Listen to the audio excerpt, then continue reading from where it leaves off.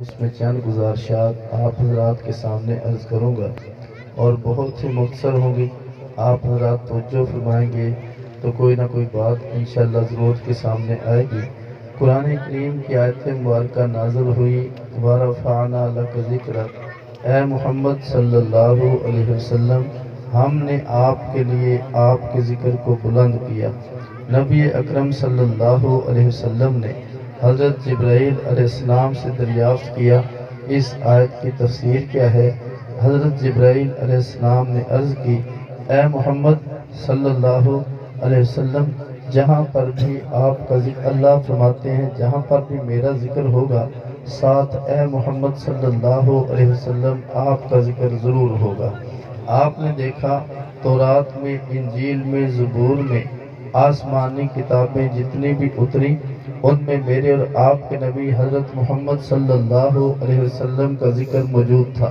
نبی کریم صلی اللہ علیہ وسلم دنیا میں تشریف لائے، کتاب اتری، اس کتاب میں بھی میرے اور آپ کے نبی حضرت محمد صلی اللہ علیہ وسلم کا ذکر موجود تھا، اور میرے اور آپ کے نبی حضرت محمد صلی اللہ علیہ وسلم کا ذکر قیامت تک باقی رہے گا، اور قیامت کے بعد بھی نبی کریم صلی اللہ علیہ وسلم کا ذکر باقی رہے گا۔ اس کو کہتے ہیں وَرَفَعْنَا لَكَ ذِكْرَكَ، اے محمد صلی اللہ علیہ وسلم، ہم نے آپ کے لیے آپ کے ذکر کو بلند کیا۔ حضور کے تشریف لانے سے پہلے بھی آپ علیہ السلام کا ذکر موجود تھا، حضور تشریف لائے پھر بھی ذکر موجود تھا، دنیا قائم رہے گی پھر بھی ذکر موجود ہوگا، اور ہمیشہ ہمیشہ نبی کریم صلی اللہ علیہ وسلم کا ذکر موجود ہوگا۔ تھوڑی سی توجہ کریں گے تو بات میں آگے شروع کروں، بہت توجہ فرمائیں میرے دوستو۔ آدم علیہ السلام تشریف لائے، دور ختم ہوا تو کلمہ سے نام ان کا ختم ہو گیا، اور کلمہ میں نوح علیہ السلام کا نام آ گیا، ان کا دور ختم ہوا۔ حضرت موسیٰ علیہ السلام کا نام آ گیا، ان کا دور ختم ہوا۔ حضرت عیسیٰ علیہ السلام کا نام آ گیا، لیکن میرے اور آپ کے نبی حضرت محمد صلی اللہ علیہ وسلم کے بارے میں اللہ تبارک و تعالیٰ نے فرمایا وَرَفَعْنَا لَكَ ذِكْرَكَ، اے محمد صلی اللہ علیہ وسلم، ہم نے آپ کے لیے آپ کے ذکر کو بلند کیا، اس لیے میرے مصطفیٰ کا نام کلمہ میں آیا ہے۔ اب یہ کلمہ قیامت تک رہے گا، مصطفیٰ کا نام تبدیل نہیں ہوگا۔ رب نے مصطفیٰ کو کتاب نازل کی ہے، یہی کتاب قیامت تک رہے گی، راستے میں تبدیل نہیں ہوگی۔ نماز یہی قیامت تک رہے گی، حج یہی رہے گا، زکوٰۃ یہی رہے گی۔ اسے کہتے ہیں ختم نبوت۔ نبی کریم صلی اللہ علیہ وسلم جو جو چیز لے کر آئے ہیں، اللہ تبارک و تعالیٰ نے وَرَفَعْنَا لَكَ ذِكْرَكَ کا اعلان کیا کہ حضور کا ذکر بلند رہے گا، دنیا میں مصطفیٰ کی سنت چلتی رہے گی، مصطفیٰ کا طریقہ چلتا رہے گا، مصطفیٰ کی عبادات چلے گی، مصطفیٰ کی عبادت تبدیل نہیں ہوگی۔ اس امت کے آخر میں حضرت عیسیٰ بن مریم تشریف لائیں گے۔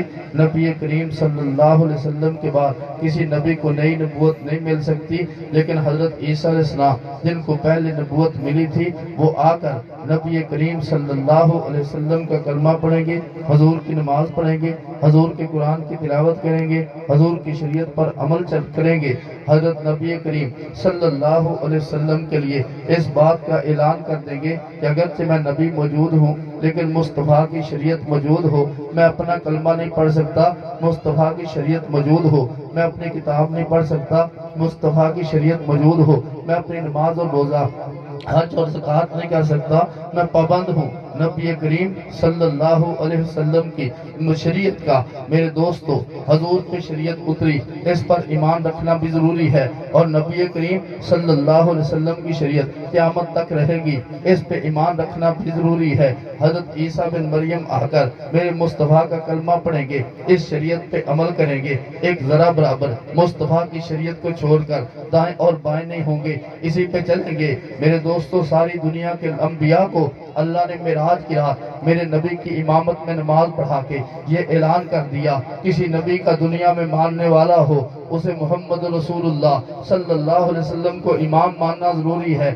حضور کو اپنا مقتدا ماننا ضروری ہے، حضور علیہ السلام کی اتباع کرنا ضروری ہے۔ اس سے میرے دوستو، میرے مصطفیٰ کے آنے کے بعد کسی نبی کا طریقہ نہیں چل سکتا۔ وہ آسمانی طریقے جو ابراہیم علیہ السلام پہ اترے تھے، نوح علیہ السلام پہ اترے تھے، عیسیٰ علیہ السلام پہ اترے تھے، حضرت موسیٰ علیہ السلام پہ اترے تھے، لوگوں نے عمل کیا، اس دور کے لوگ جنت میں گئے۔ لیکن میرے مصطفیٰ کا جب طریقہ آ جائے، آج کے دور میں کوئی نوح علیہ السلام کے طریقے پر چلے جنت میں نہیں جا سکتا، آج کوئی موسیٰ علیہ السلام کے طریقے پہ چلے جنت میں نہیں جا سکتا، آج کوئی حضرت عیسیٰ علیہ السلام کے طریقے پر چلے جنت میں نہیں جا سکتا۔ تو میرے دوستا، اس سے یہ بات تو بڑی عیاں ہو گئی، جب نبیوں کے طریقوں پر آج عمل نہیں کیا جا سکتا، فقط حضرت محمد صلی اللہ علیہ وسلم کی شریعت پر چلا جائے گا۔ تو اس سے پتہ چلا کہ دنیا کے بنے ہوئے رواجوں پر، دنیا کی بنی ہوئی شریعتوں پر، دنیا کے بنے ہوئے طریقوں پر بھی عمل نہیں کیا جا سکتا۔ جب اللہ میرے نبی کی شریعت کے ہوتے ہوئے کسی نبی کی شریعت پر عمل کو پسند نہیں کرتا،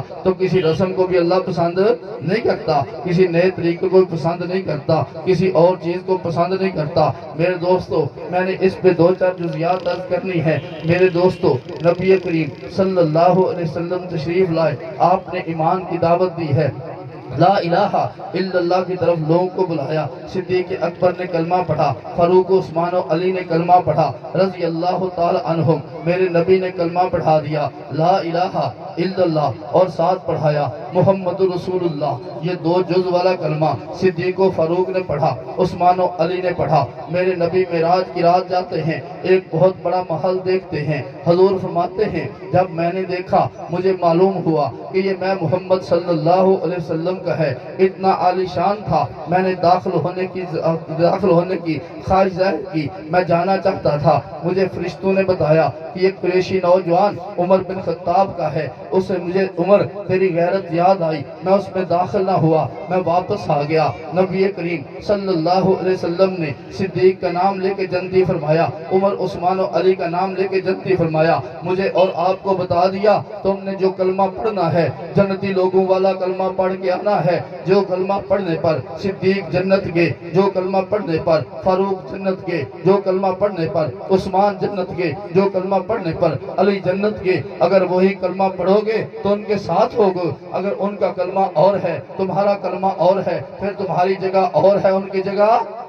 بہت توجہ، میرے اور آپ کے نبی حضرت محمد صلی اللہ علیہ وسلم، نبی کریم صلی اللہ علیہ وسلم جب نماز فرض ہوتی ہے، صحابہ کو اکٹھا کر کے حضور علیہ السلام اظہار کرتے ہیں، اے صحابہ نماز پڑھنی ہے، اب طریقہ بتاؤ نماز کے لیے لوگوں کو کیسے بلایا جائے۔ جب یہ بات طے ہوتی ہے لوگوں کو نماز کے لیے بلانا ہے تو کیا کیا جائے۔ ایک صحابی کہتے ہیں، اے اللہ کے نبی ناقوس بجا دیا جائے، لوگ ناقوس کی آواز سن کے مسجد میں آ کے نماز پڑھ لیں۔ حضور نے فرمایا ہم نے ایسا نہیں کرنا، یہ تو عیسائیوں سے مشابہت ہے۔ اور دوسرے صحابی عرض کرنے لگے، حضور آگ جلا دی جائے، لوگ آگ کا دھواں دیکھ کر مسجد میں نماز کے لیے آ جائیں۔ میرے اور آپ کے نبی علیہ السلام نے فرمایا نہیں، ہم نے ایسا بھی نہیں کرنا، یہ مجوس سے مشابہت ہے، ہم نے مجوسیوں کی مشابہت بھی اختیار نہیں کرنی، ہم نے عیسائیوں کی مشابہت بھی اختیار نہیں کرنی۔ حضرت عمر بن خطاب رضی اللہ تعالی عنہ فرمانے لگے،